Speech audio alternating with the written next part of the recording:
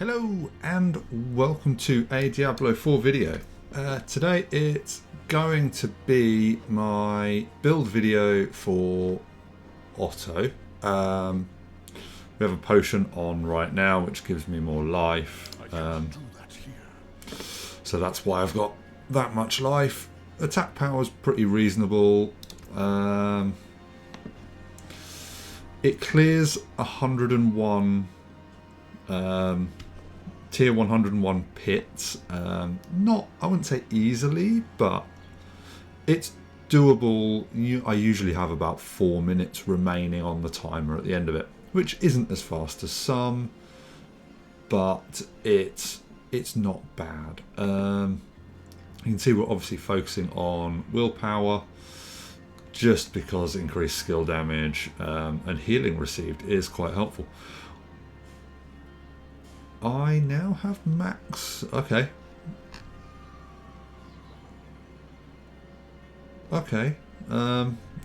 Yeah, maxed resistances on lightning, poison, and shadow. Cold resistance and fire resistance. It doesn't really matter what ones you haven't got maxed. I don't find there's a huge amount of difference between 70 and 60%. It is a difference, but it's okay. Yeah, use it a lot of Fortify, which does help when you've got a bigger health pool. Weapon damage is, I would say, nothing excessive. Attack speed bonus. When I use Bloodhowl, that increases your attack speed by 15% for 4 seconds. So that actually pretty much maxes out 100%. I think it's 100% cap on attack speed. So that's nice. Critical strike chance, it doesn't really matter for this build. Vulnerable damage is useful, all damage is useful. Because it's wind shear, we're not critting, we're not overpowering. We're just using cool breeze to poison stuff. And your attack speed with wind shear is ridiculous. Then you get the Moonrise.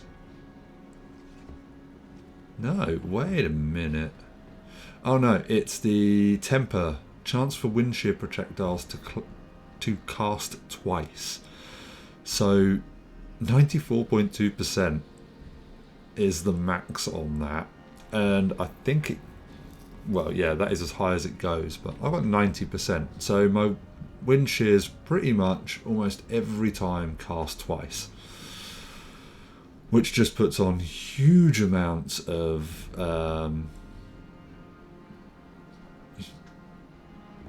huge amounts of poison damage, and I do increased damage versus poison or poisoned enemies, which is great.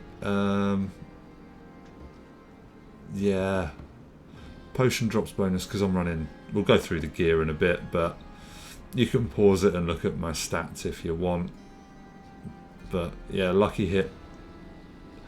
I don't really like the fact I have lucky hit to slow on stuff, because yeah, slow isn't making vulnerable, but I can't re-roll that anymore. I'd rather have immobilize, which would work with the Godslayer Crown, stun, freeze, or immobilize. So yeah, it's not perfect, but it's pretty good. I have been looking for a new chest piece, but I just haven't found anything as good. But yeah, as for my boons, obviously wariness, we're using 2 on the crow, so iron feather and attack speed, swooping attacks. Bolster and masochistic, yeah, they're handy, especially the extra life and the swooping attacks. That's not really a big deal for me. It does help a bit when you use trample, or any of these two, because they both shapeshift, although they don't give criticals, so I'm unsure how that works. But yeah, healing a little bit sometimes is handy. Our skill tree, we are obviously wind shear, but we don't put any more than we need to in it, so we just go straight up to fierce, with 1 in the main thing. We're doing 1 on predatory instinct, 3 on iron fur, and 3 on digigrade gate, which I don't really see much point, apart from, yes, it is handy to get that extra. We do cast these two, Bloodhowl and Debilitating Roar, often. So yeah, we probably do get quite a bit of time bonus from these, or after leaving werebear form or werewolf form. We see that bonus quite often, and it's nice. Cyclone armor is just handy for just pretty much knocking everything back. It does decent damage, but it's mostly for the knockback. Obviously, Bloodhowl and Debilitating Roar. Bloodhowl's handy because it's quite a big heal. I am absolutely sure that heals more than 20%. Just because it does seem to, yeah, it's great basically. We've also got 3 on Ancestral Fortitude and 3 on Vigilance, just because we need damage reduction and we need resistances. Wolves are pretty much only there for sort of being damage sponges. They have so much health, it's ridiculous. They take a long time for anything to kill. I occasionally get them go down, but yeah, they're good. Nature's Reach, because we are using Wind Shear, which does have a long travel. It travels the entire length of sort of from where you're standing right the way out to the corner of the screen. So, and it goes through enemies as well. So you're not just hitting the first one in a row. You're hitting everything all the way through. Trample is unstoppable, so it's used for getting out of crowd control. Neurotoxin, poison enemies are slowed. We don't need these two because you could probably move one out of here into something else if you wanted to, but it's a bit unnecessary. We don't use an ultimate at all, just don't need it. 3 in Defiance for the increased damage to elites. Natural Disaster, that is a storm skill, so that's nice. And Resonance, and then we've got Quick Shift and Heightened Senses. Yeah, the increased damage from that is pretty good, considering we shift into these two quite often. And then Ursine Strength. Yeah, maximum life. Increased overpower. We could probably go for something else, but there's nothing really there that helps. Anyway, this build is from Mobalytics. It's taken a lot from Mobalytics' Wind Daddy, Wind Shear build, which is quite nice. The Paragon Tree is exactly from Mobalytics. Where do we start? Where's the start? Ah, it's down here. And there is, yeah, there's some weirdness going on with the tree, but it works. We have Territorial in our first glyph socket. We come up here, we do take Thunderstruck, and we have Tracker in the second. Then we do eventually get to Heightened Malice in our third board, but that's eventually. Earth and Sky is the glyph on the third board. Fourth board, we don't go for Constricting Tendrils because we're not really using Nature's Magic very much. Well, it's quite, you'd have to sacrifice quite a lot to get to it, and these aren't really worth it, so you just don't go to it. And then we got Keeper as the glyph in fourth board. Again, the fifth board, we don't go to Inner Beast, we just want the glyph socket, which is Bane, just to increase poison damage. Would be nice to have to get the other intelligence, but again, you're sacrificing quite a lot to get to. You'd need what, 1, 2, 3. I suppose you could go for that intelligence as well quite easily. You could go that. Yeah, you could probably sacrifice a lot of this, which would be good. Quite a lot of health you'd lose just to get a little bit more intelligence for the poison damage, but maybe worth it. Then on the fifth board, which is actually our final board, we have Human, because we spend most of our time in human form, just for the damage reduction. And then we pass back through into the third board and we go up for Heightened Malice. I may actually look into getting some more intelligence in here just for the increased poison damage, basically. But it might mean sacrificing little bits here and there. I could probably drop out. We could probably lose those, and then we yeah, if we go there and there,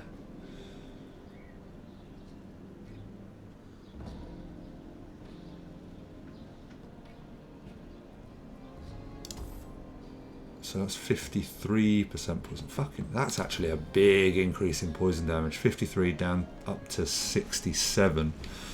What else could we sacrifice here? Some dexterity.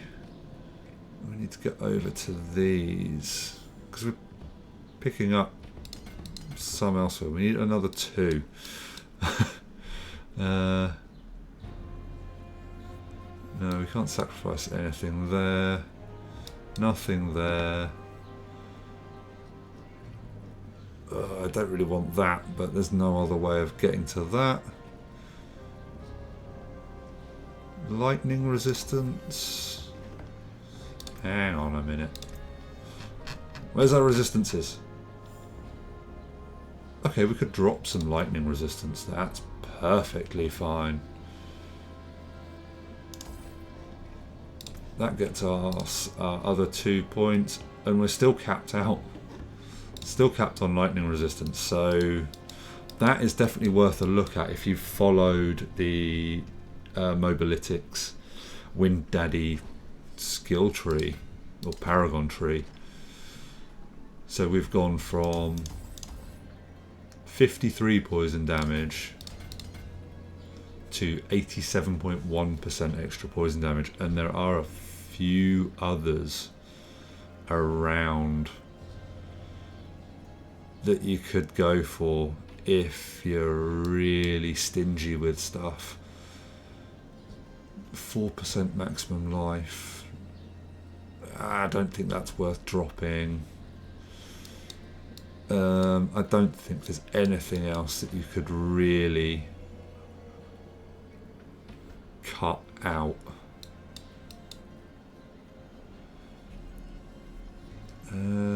Intelligence. Max life.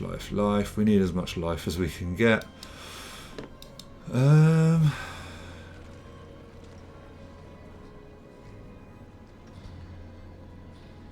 Damage to close enemies with dexterity. We could probably... We could probably drop that and just have it on the poison damage more. What would be the easiest way to get to 1, 2? Jesus, we could get up to... We could double the increase from this. That's mad. If we could get another 2. We don't need shape-shifting damage. If we could get another 2 points... But I can't see where we would actually sort of shave off just to get those 2 points. Right, we actually need to go back to our gear. Gear is a decent Godslayer crown, just for the pulls everything in. Because you don't have a lot of AoE damage. You do a lot of damage in a straight line, but not a lot of AoE. If you can pull everything together, that's fantastic.